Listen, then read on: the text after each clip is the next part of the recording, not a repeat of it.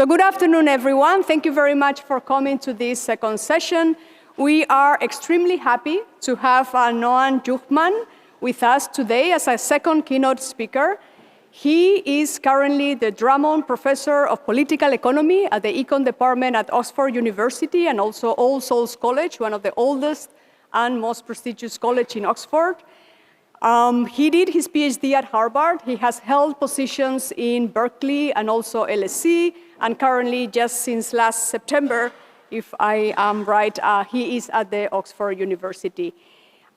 His work is in the fields of political economy, economic history, and labor economics. He has produced very influential work on all these three fields. I have to say that he has also used very different methodologies, starting from field experiments, use of also natural experiments, but also historical data, taking us sometimes even back to the medieval times. So that is something new in economics. So today, let us see where he is taking us and to when he is taking us, but we are very, very happy to have you. So the floor is yours. Thank you.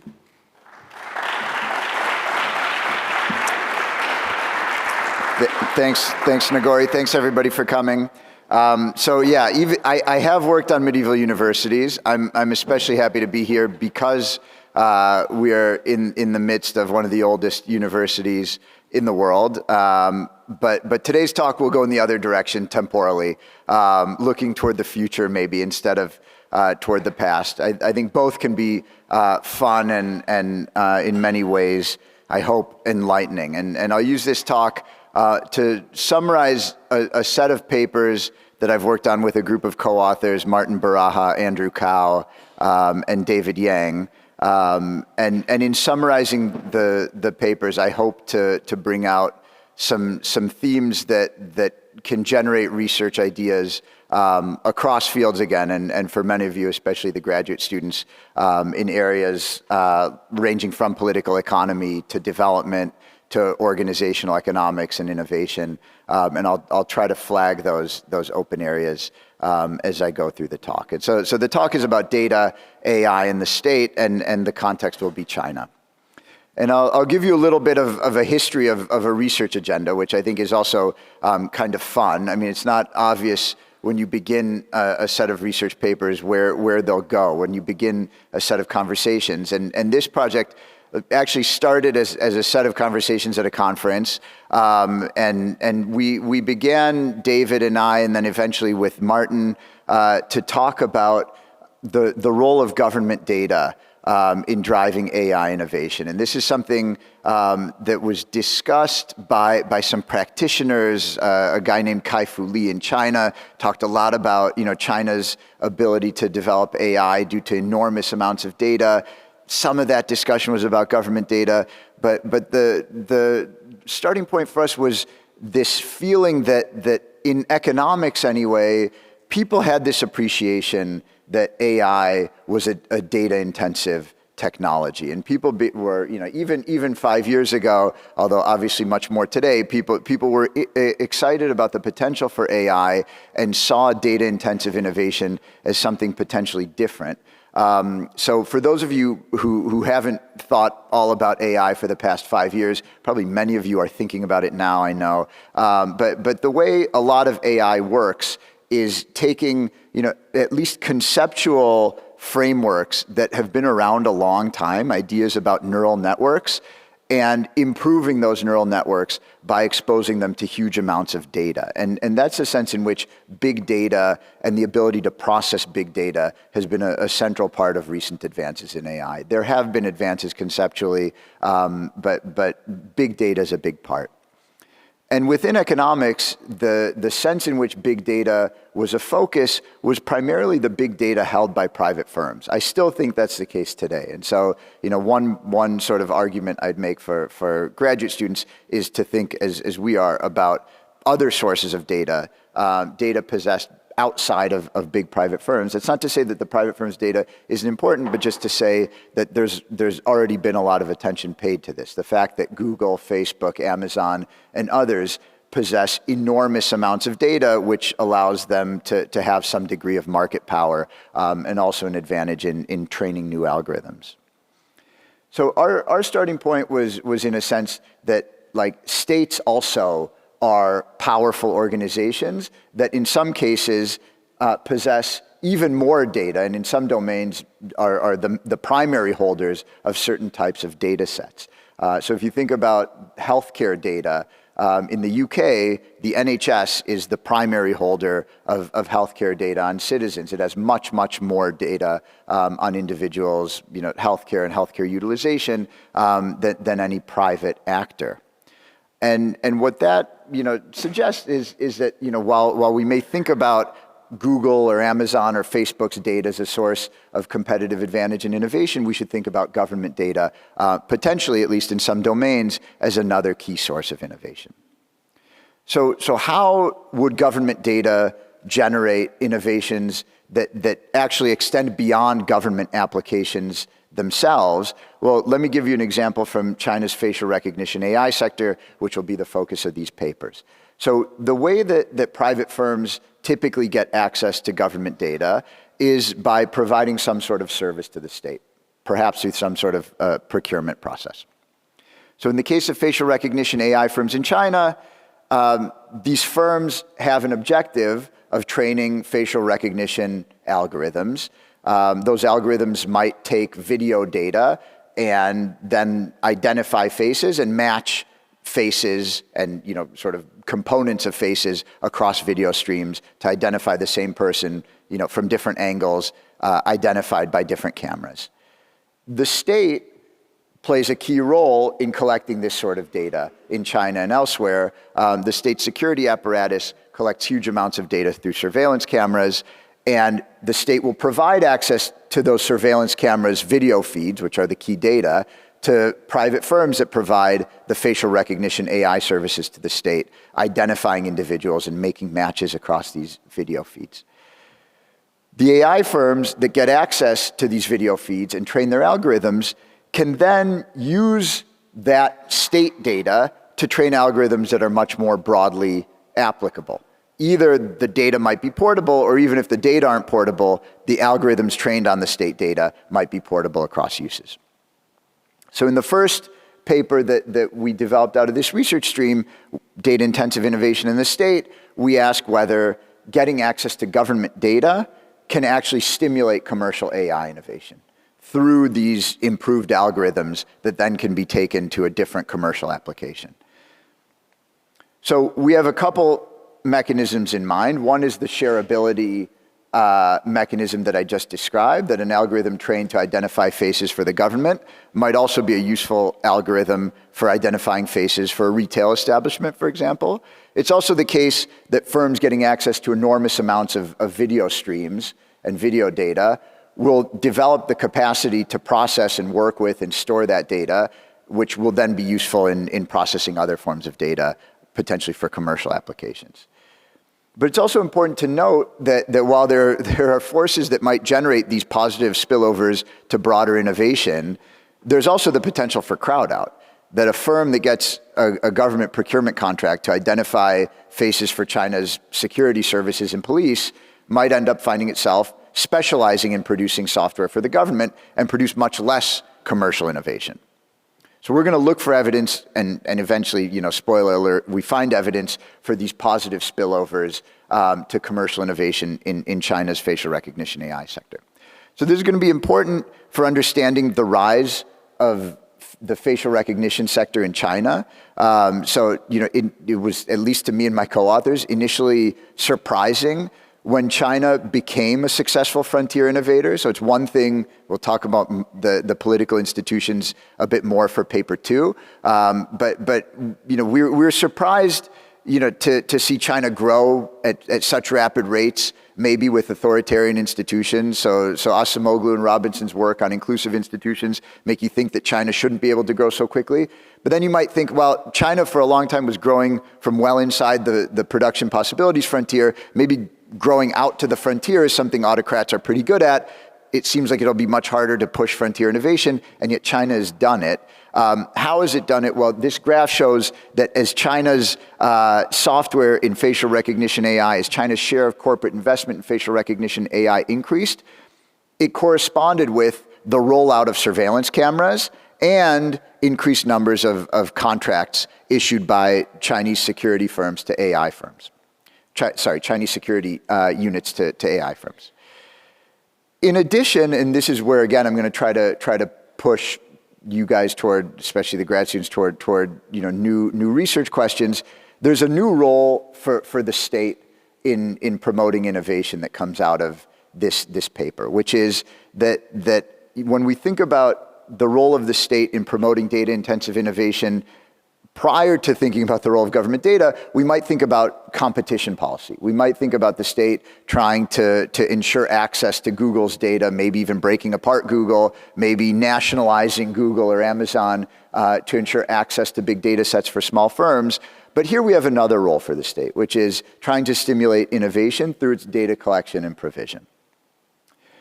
So in this first paper, and I'll go through the details, if people want to ask me at the end about some of the details, certainly feel free. I hope to give you a quick overview of the paper. So the empirical idea that we wanted to engage with was that getting access to more government data might then stimulate downstream commercial innovation. What we'd like to do is to compare, let's say, the software output as a measure of new products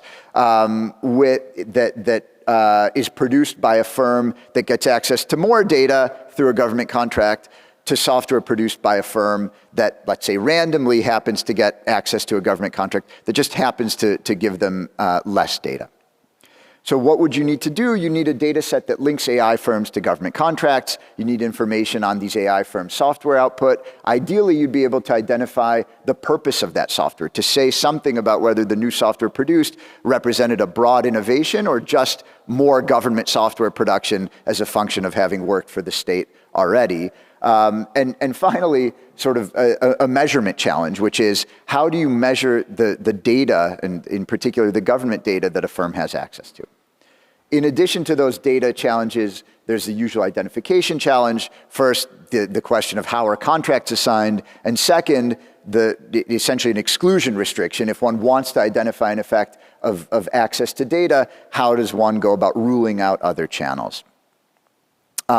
So a quick overview of how we solved the data problem. Well, we're able to take advantage of actually a surprising amount of Chinese government transparency regarding firms, regarding contracts. And so we're able to use government databases on firms. We're able to use a government database on procurement contracts. And then those procurement contracts have information that allow us to link a government buyer to an AI firm supplier. How do we measure software? Again, taking advantage of transparency by the Chinese government, the Ministry of Industry and Information Technology requires Chinese firms to register new software products. This seems to be very comprehensive. And then we'll use machine learning to categorize software into different categories: commercial, government, or general. We use state-of-the-art machine learning, like I described to you before, a neural network that is trained using a corpus of data on software products. And we have 13,000 manually labeled software programs that serve as our training data. So that gives us a measure of software produced and whether it's commercially intended or intended for government use. The most interesting challenge, I think, for us was how to measure the amount of government data firms had access to. And this, I think, is a pretty cool step in this paper. So what we take advantage of is the amount of public surveillance that a given police department has prior to contracting with an AI firm. And the idea is essentially like trying to find AI firms that are very closely comparable, except for some characteristic of their contract that provides access to data. So imagine, I'll tell you in contrast to our initial idea. Our initial idea was to compare firms that had access, that received contracts from police departments, and compare them to firms that receive contracts from public banks or schools or hospitals. And the idea was that police department contracts would tend to come with more data because they would have more cameras than a hospital or a bank or a school. But we realized that, well, AI firms that select into contracts with police might look different from AI firms that select into contracts with these other government entities. Contracts with police might look different in other ways. So what if we look within the set of firms that get contracts with police departments? Some of these police departments, this isn't random, of course, but they happen to have already developed a bigger surveillance camera network prior to the AI contract being signed than other police departments. And because we have this universe of procurement contracts that I mentioned earlier, those procurement contracts include the surveillance camera procurement contracts. So for each police department, we can identify the extent of the surveillance network, and we'll call a data-rich contract a contract from a police department that happens to have a large surveillance camera network prior to the contract being issued. And we'll just compare firms that get police department contracts that happen to have more data, more surveillance cameras, to other firms that also get police contracts, but with smaller networks.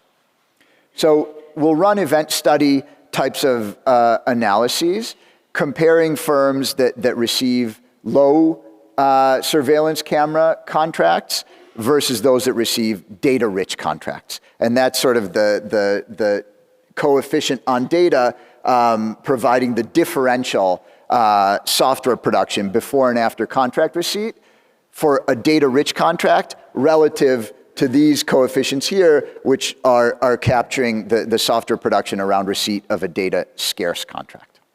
And this is the differential commercial software production for firms that receive a data-rich contract. So not much in the way of pre-trends, but by 3 years after a contract is received, a couple extra commercial software releases for firms that receive a data-rich contract compared to data-scarce. And data-scarce contracts, of course, induce more innovation, as you'd expect. A contract induces innovation. It's not like data-scarce are really data-scarce. They're just less data than the data-rich ones, and this is a substantial effect.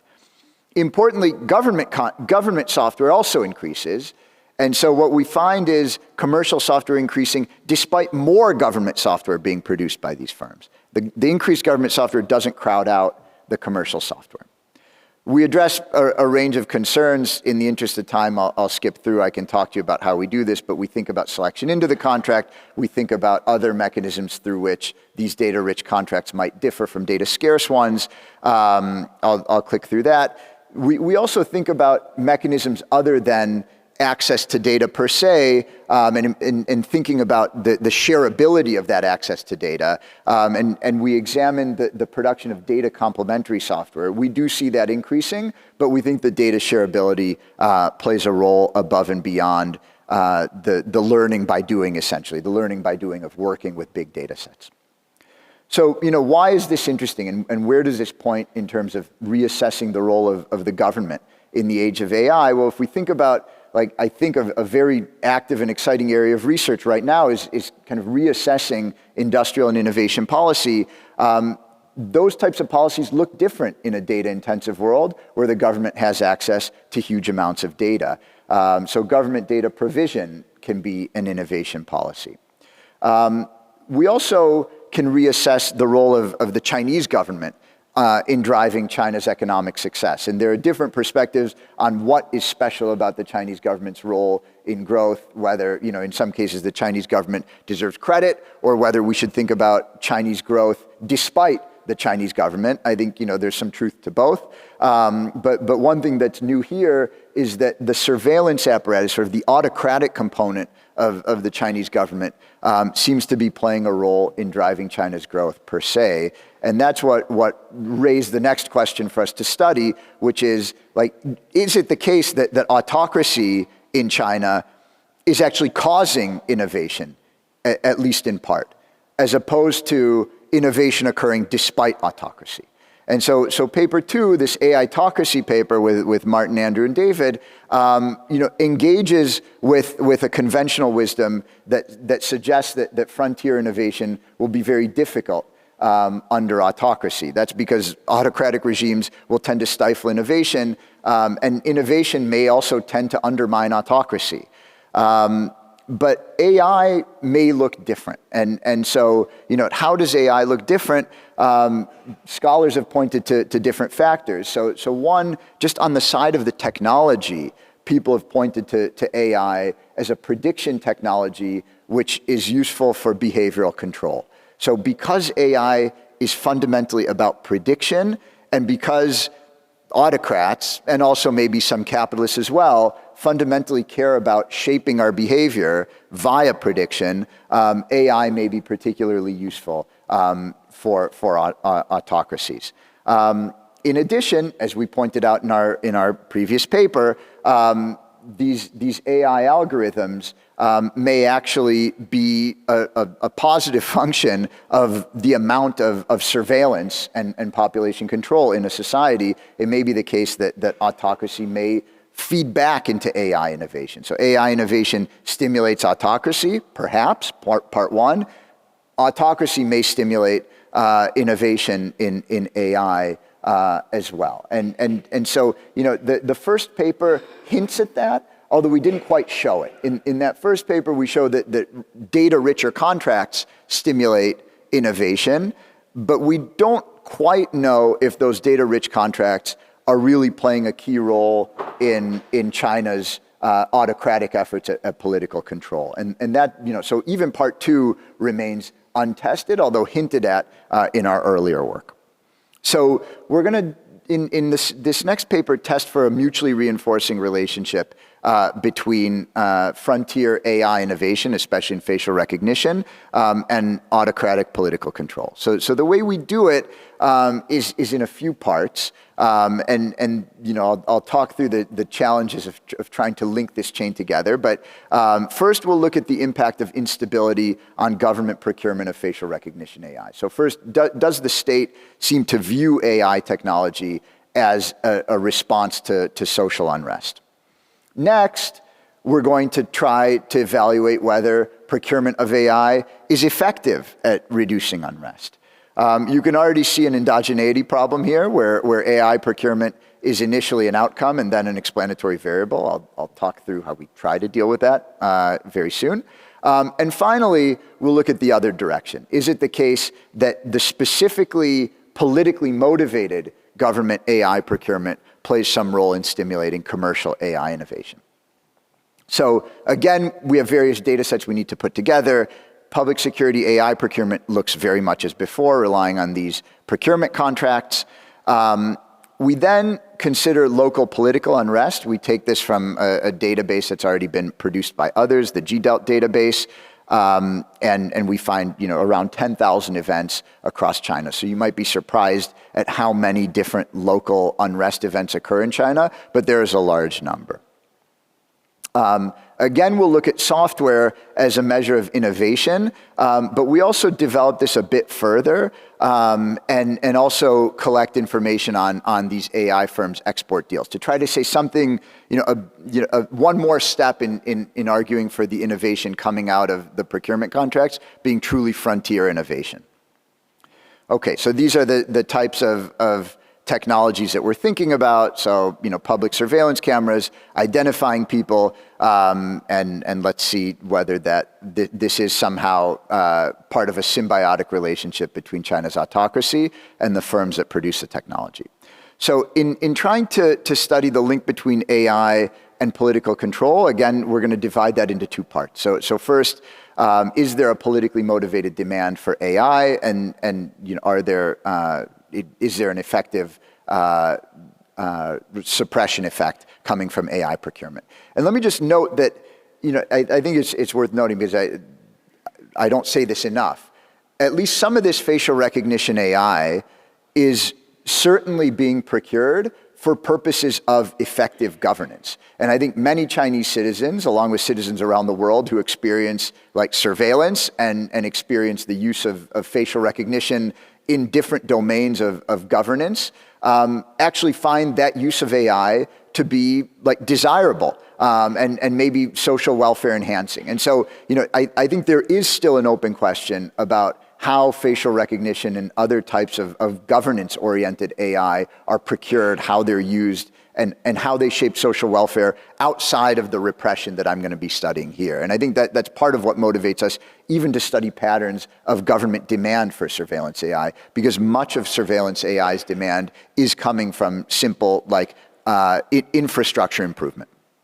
Okay, so part one, do episodes of social unrest generate a government AI procurement response? So the way we're going to think about this is looking at AI procurement quarter by quarter, and we're going to ask whether unrest in one quarter is associated with more facial recognition AI procurement in the subsequent quarter. So we think there's about a 1 quarter lag in procurement, and we'll test for that, for some sort of response, specifically in Chinese prefectures that experience unrest.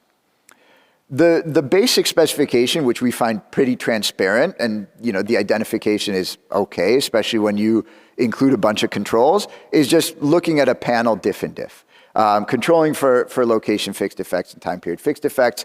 Is it the case that when a prefecture experiences a jump in social unrest in 1 quarter, do we see the government responding by procuring more AI? We'll also think about a somewhat complex instrument for local unrest. It's going to be based on what we'll think of as like unrest favorable weather in a given prefecture.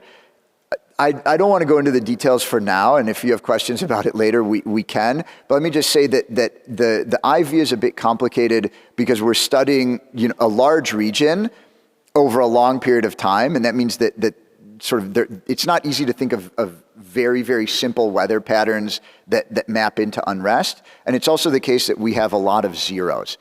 So in contrast with some of the other papers that you might be familiar with that rely on very simple sort of good or bad weather sources of variation in unrest, many of those papers have essentially a focal date in mind when the latent potential for unrest is high. So there are Tea Party protests scheduled for a particular day, and whether those protests are large or small will depend on the weather on that focal day in a given place. Similarly, in Hong Kong, there are protests every July 1st. If the weather varies on that day, that might shape protest participation. But on many days, if the latent protest participation is essentially zero, then weather may not matter very much. So anyway, this means that the instrument is a bit more complex than one might want, and therefore we do a range of different things with the IV. Let me just say to you, an overview of what we find is that in the simple diff and diff, unrest in 1 quarter is associated with more procurement in the following quarter in that prefecture. And that's true controlling for a range of different prefecture characteristics, time-varying characteristics, of course. And when we instrument for unrest in the prefecture quarter using this complex IV, we also find a positive effect that gets a little bit bigger. We have a range of different approaches to the IV. They all produce, fairly similar results. So, of course, okay, let me try to close this without, if I hit return, will this just disappear? Oh, there we go. Okay, good. So there, maybe that was AI. The natural question is, well, what do pre-trends look like in places with unrest 1 quarter? Were they already sort of trending positively in their AI procurement, or did it look different in some other way? The answer is not really. So if we look at AI procurement around a quarter with high levels of unrest, it's not the case that unrest in a given quarter is highly predictive of preceding quarters' AI procurement, maybe a little bit in that same quarter, but the real jump is just 1 quarter after. It feels like a short run and sort of immediate government response. Another way to think about whether this is essentially a coordinated government response to unrest is to ask whether there's some corroborating evidence. In particular, if the government is essentially actively responding to unrest by trying to develop a security apparatus, you'd expect it not only to procure AI, but also to procure more surveillance cameras. That's what we test for next, and in fact, we find in the first 2 columns that the government prefectures do procure more surveillance cameras. In the bottom two, sorry, I might have said columns. In the first two rows, we look at cameras alone. In the bottom two rows, we look at the combination of cameras and facial recognition AI procurement, and they're all moving up together in response to unrest. We also find some suggestive evidence that police hiring changes in response to the procurement of AI. Next question is, does this work? And having just told you that AI is endogenous with respect to unrest, it's going to be difficult now to put AI on the right-hand side and unrest on the left-hand side. So what are we going to do?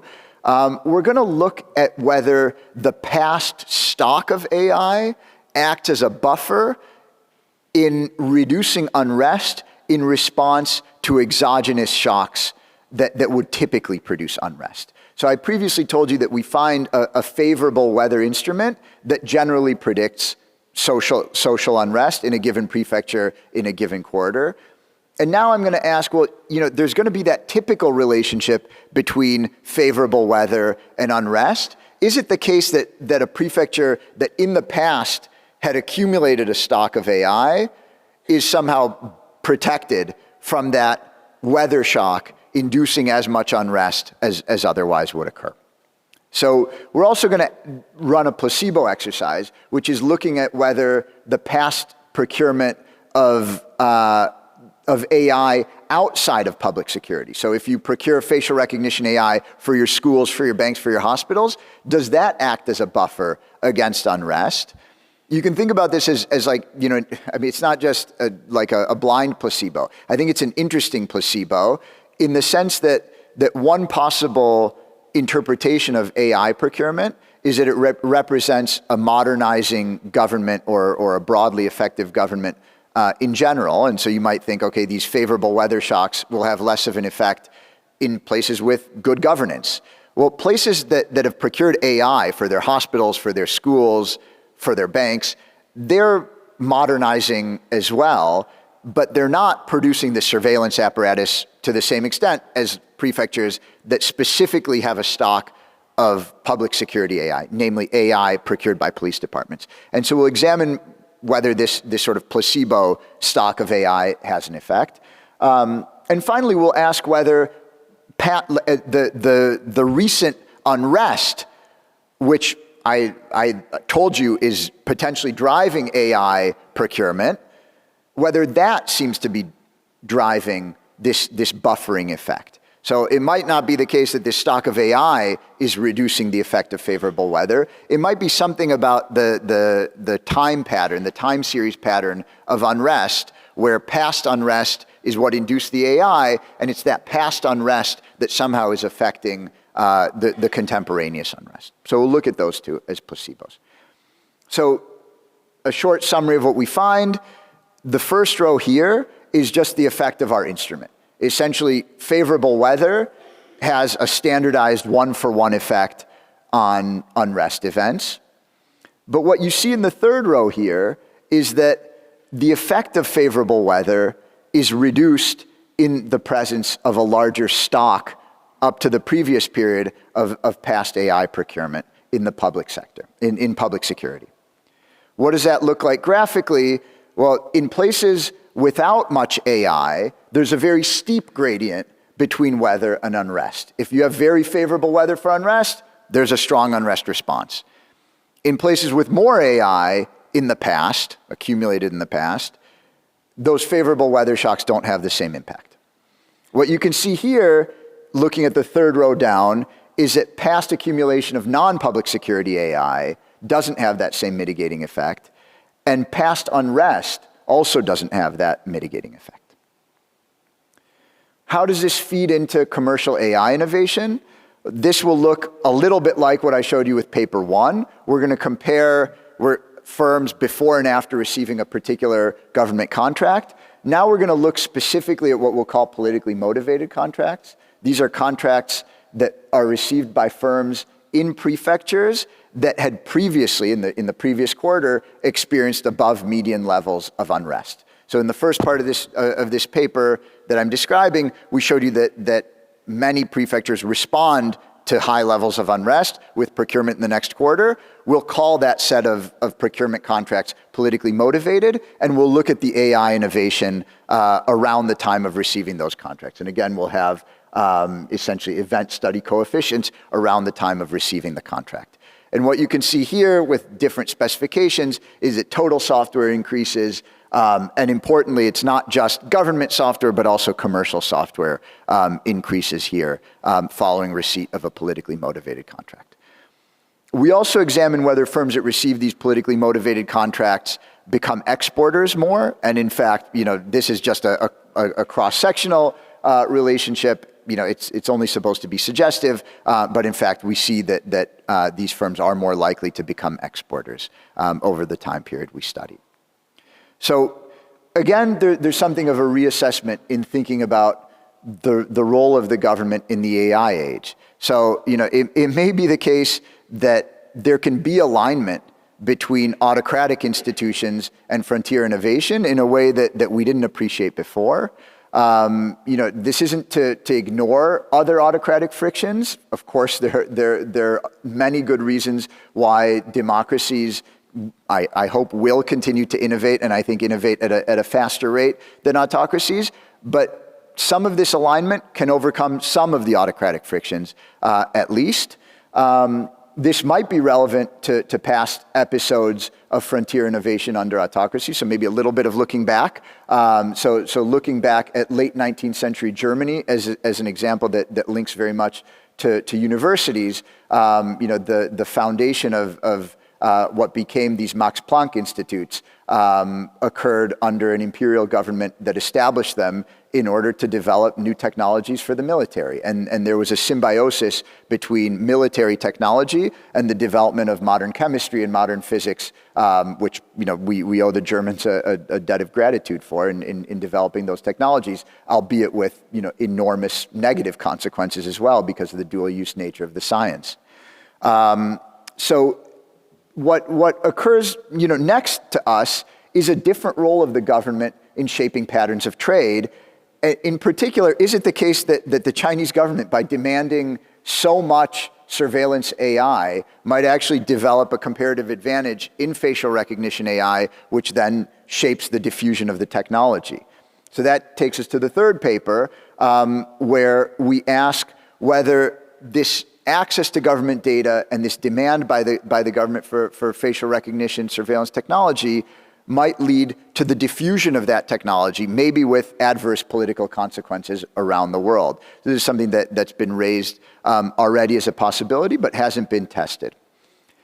In addition to thinking about this as an important policy question, I think it again raises interesting sort of conceptual points about the way that governments will shape trade and the way institutions can shape trade in the AI age. So we've thought, there's an active literature on the role of institutions shaping trade, but this is a novel channel where autocracy, in a sense, is promoting comparative advantage.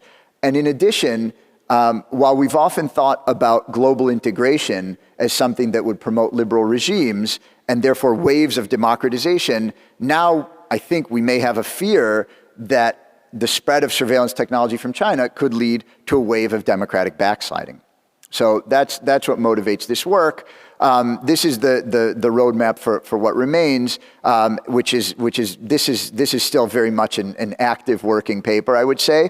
It's very descriptive and then kind of feeds into these last discussion points I want to make. I'll describe this new trade data that we've put together, describe some descriptive patterns that we found, and then discuss some of these implications that I've already hinted at. So the new data that we put together I think is pretty cool. So it's hard to find comprehensive data sets on trade and AI, in part because some of what AI involves is a service. And so you can identify patterns of trade in some of the hardware linked to AI, but the software and services are much harder to trace. And so the way we decided to identify international trade patterns in AI is to find reports on AI trade deals. And we started with a third-party report by the Carnegie Endowment for International Peace on trade and surveillance technology. we use machine learning to read all of their citations and create a trade database. Because of some concern about whether this was really, let me first just give you examples, and I'll show you a couple press releases as example sources in just a minute. So this would be like a company like Huawei or Bosch advertising an important sale. So Safe City Service brings the future to Laos, Huawei case studies. So it's Huawei, so a Chinese company. The purchaser was Laos, and so we identify a trade link between China and Laos in surveillance AI. Similarly, Bosch trading with Hong Kong would be a link between Germany and China. We construct our own bottom-up data set, looking at all the facial recognition AI firms in the Capital IQ data set, and then we search comprehensively for those firms in media reports, as well as we search all of their press releases for information on trade deals. We generate 1,600 plus deals from 36 exporters to 136 importers. So these are what some of these trade deals look like. A sale from China to Saudi Arabia, a sale from the US to Kuwait. And partly I wanted to show this slide just to say it's not the case that China is the only country that has companies selling to autocrats. The United States also is happy to sell what might be described as like governance AI or smart city AI to autocracies. And again, some of that might be in some ways well-meaning and trying to enhance the quality of governance in states with lower capacity. Some of it, of course, might be used for political repression. We're going to compare patterns of trade in AI to patterns of trade in other frontier technologies. And so we get trade data on frontier technologies from the Comtrade database. We also have information on a range of country characteristics, which we take from Elhanan Helpman and co-authors' work, and other complementary pieces of information. Among the more important is information on international investment and aid. So I'll talk to you a little bit about a political bias in China's exports of facial recognition AI, and a natural question is whether that's a political bias or a bias toward particular countries where China already has high levels of investment or aid. And I'll try to run a sort of horse race between those competing hypotheses. We also look at what happens in importing countries' political contexts. And one version of this is again, the social unrest, similar to what we looked at in the previous paper, occurring around the world now. Social unrest like, Laos, police arrests 8 activists planning to stage protests. So this would be an episode of local unrest. And it'll be of interest to us in what I show you later as unrest in an importing country that might drive purchases of Chinese AI. We also will look at regime types. So I'm going to show you patterns of trade, and in particular, the characteristics of importing countries, split by whether they're strong democracies or weak democracies and autocracies. We take that from the Polity 4 project.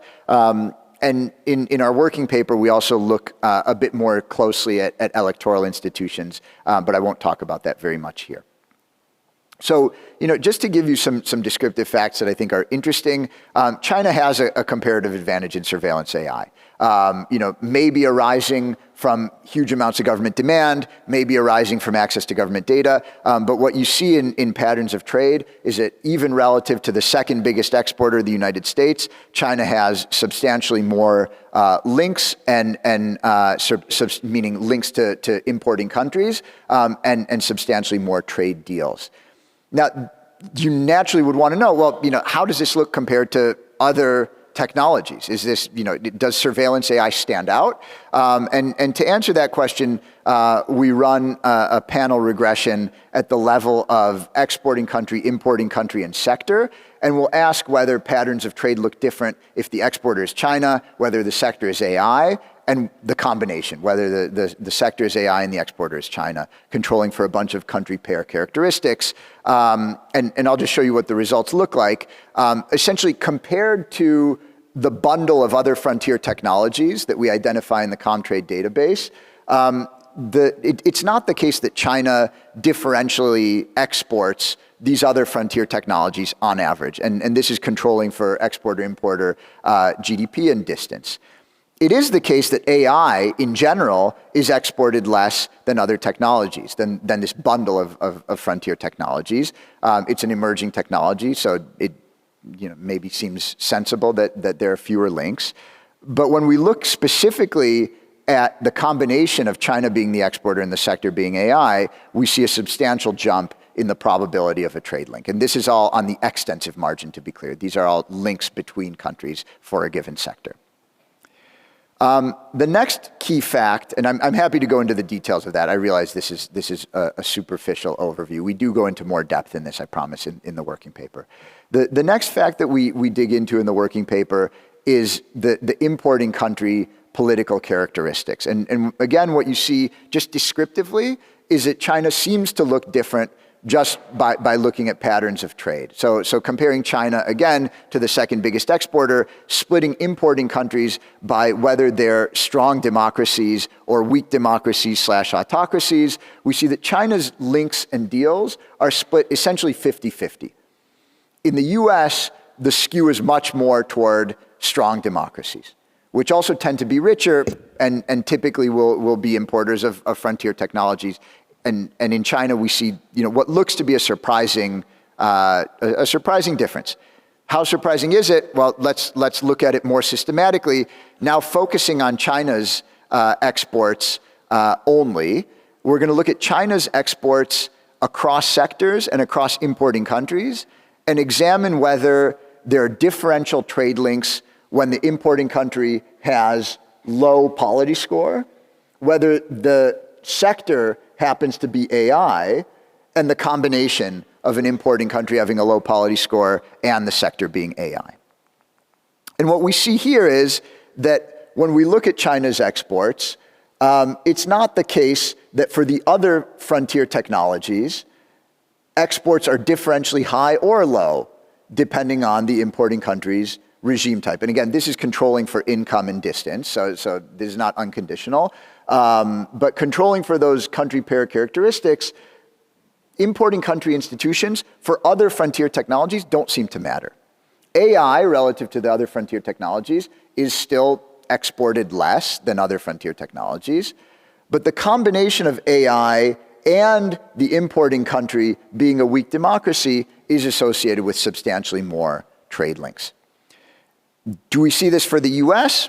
No, in fact, we don't see it for the US. So in the US, we see similar patterns for other frontier technologies, no differential imports or exports depending on importing country institutions.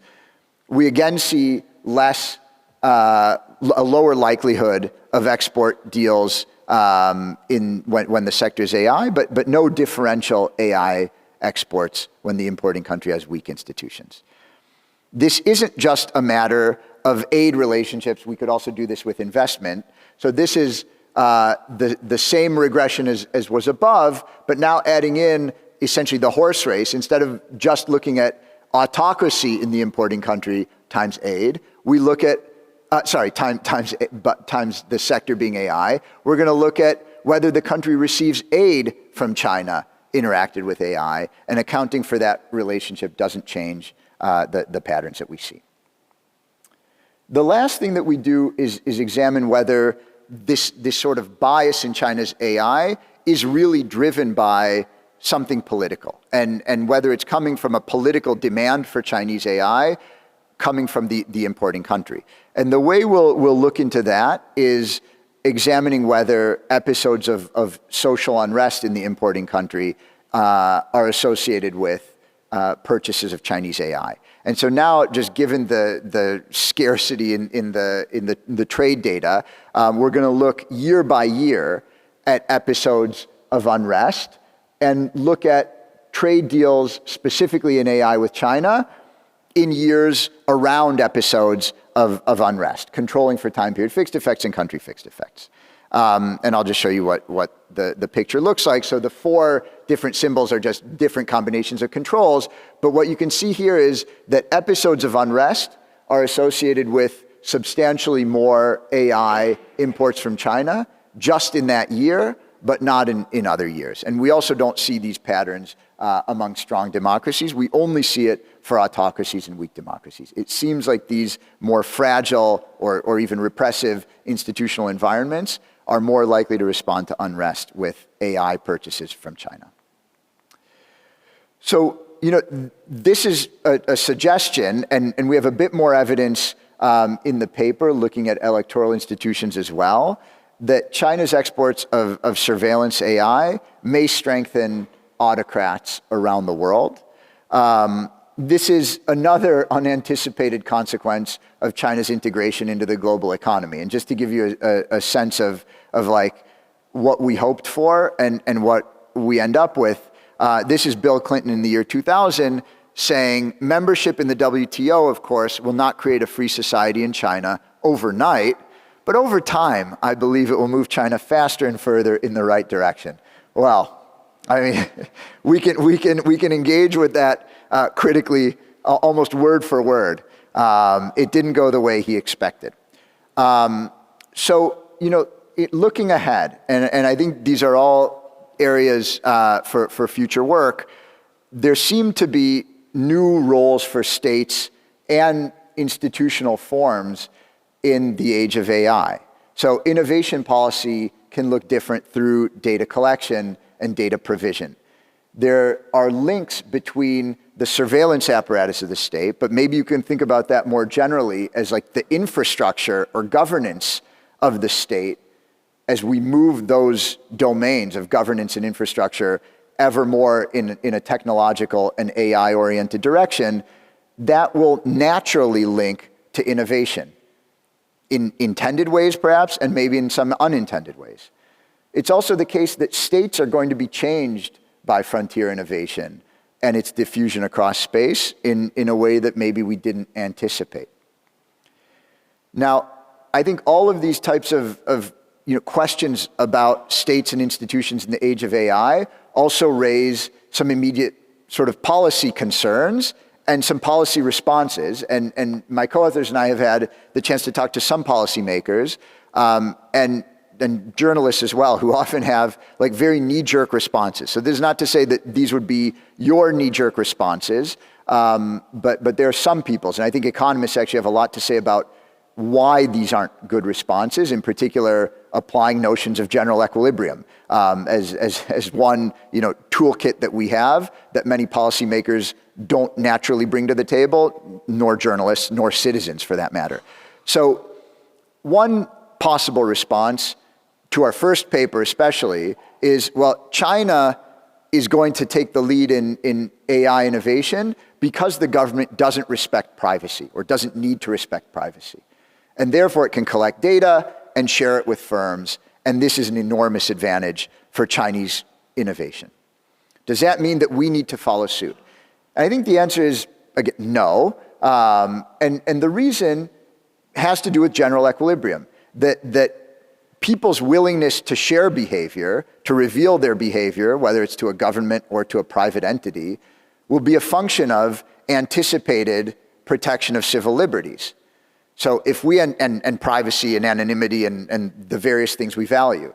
So one reason I think many people purchase Apple products, as an example, and reveal everything we do to Apple, from our health to our mental state to everything else, is that we have some faith that Apple has privacy standards, technological standards, and ethical standards that will in some ways preserve what we care about, and that endogenously leads to more data availability for Apple and more innovation. And so it's not obvious in equilibrium that just reducing privacy protection will generate more data and more useful data for firms. Second, thinking about AI trade restrictions. Again, one possible reaction to thinking about the diffusion of surveillance AI around the world is to restrict trade in AI, whether trying to stop American firms from selling AI to places like Kuwait, because we don't want to enhance autocracy, or trying to restrict imports from China.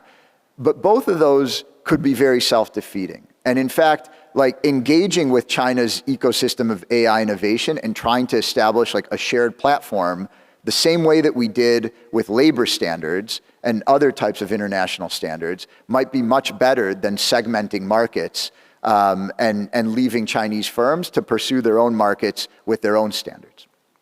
So I want to say, I think there are all of these open policy relevant questions and conceptual questions regarding states' role in AI, and I'll leave it at that and say thank you very much for having me.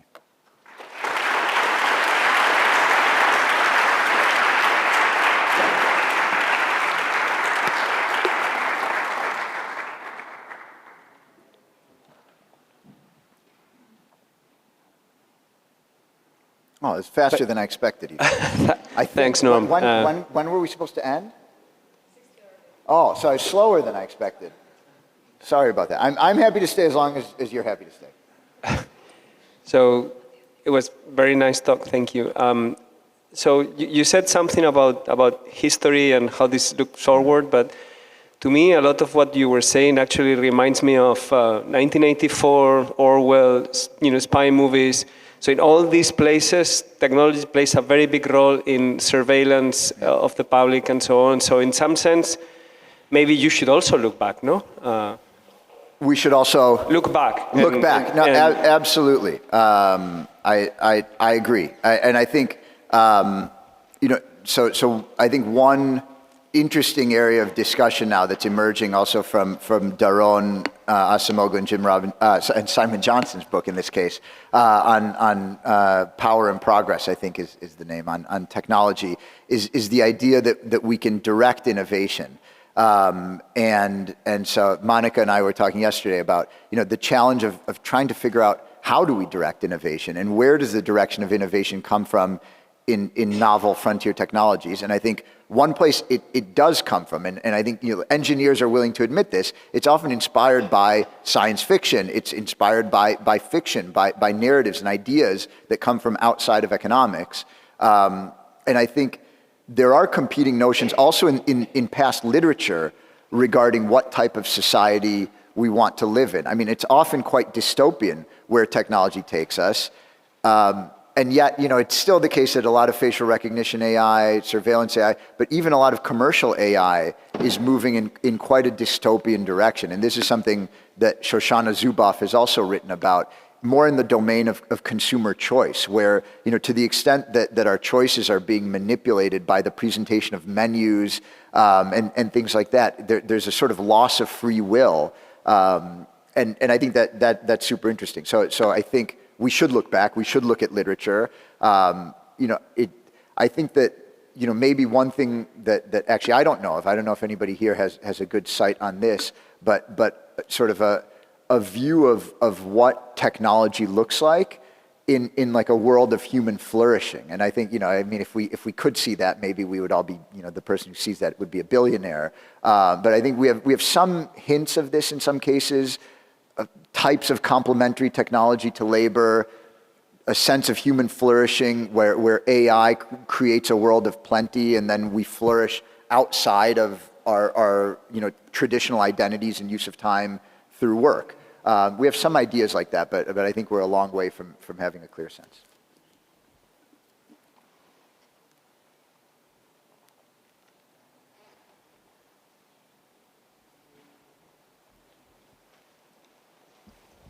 It's a vague comment, but it's my impression, personal, but through some anecdotal evidence, that the willingness to share data of the Chinese society is much bigger than the one we have, both publicly and privately.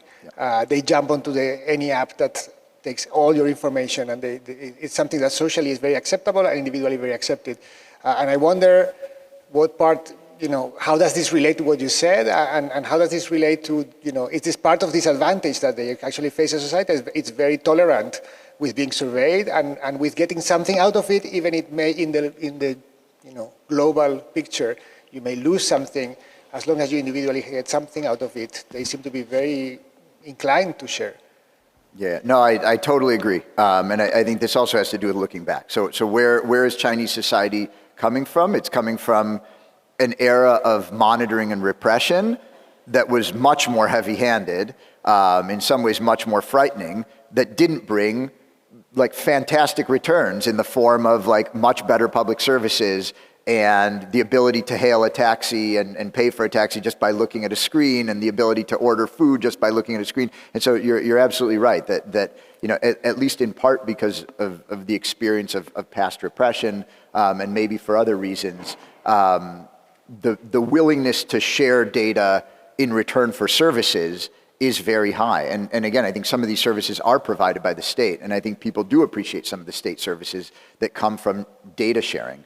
Not least, again, like security. And I think, you know, many areas in China have felt very safe because there is a surveillance apparatus, and in other autocracies as well. Now, I think this is another area for future work, is trying to understand when and why people are willing to share data. And I think, you know, in the West, in quotes, you know, evidence is just incredibly mixed, and I would say confusing regarding when and why we're willing to share data. So on the one hand, all of us, I'm sure, I'm willing to say this with essentially certainty, have clicked through like menus and like legalese forms that like warn us about how our data will be used without spending more than 1 second, just with our only objective function, making it to the bottom of the form so we could click accept. Like that's what we all do. And so at some level, you know, there are certain types of data risks that we are like totally willing to ignore. And yet, I think that you're absolutely right that at some social level and political level, there's clearly a hesitation to share data. And I think trying to understand that is really important, trying to one, technologically solve some of these concerns to the extent that we can, and to communicate that the technology solves certain concerns, I think would be really valuable. So the fact that like blockchain allows for a huge amount of anonymized transactions, but secure transactions, and cryptocurrencies and things like that give people a feeling of anonymity.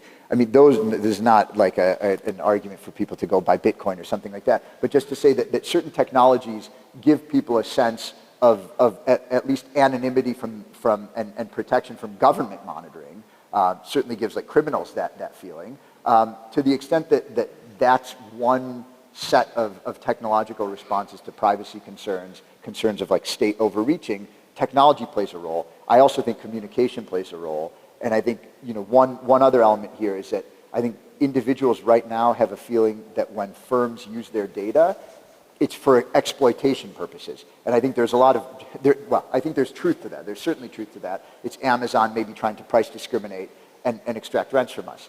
But there are also huge benefits that come from firms using our data. And so one domain where I've been really interested in this is health, where we can communicate to people, especially people who are suspicious of like state healthcare services, and let them know that if they provide their data to the state healthcare services, it's specifically like their underserved demographic group that can benefit from like richer data, more information, and better diagnostics. And so I think there are better ways to communicate as well, and I think that's an important policy area.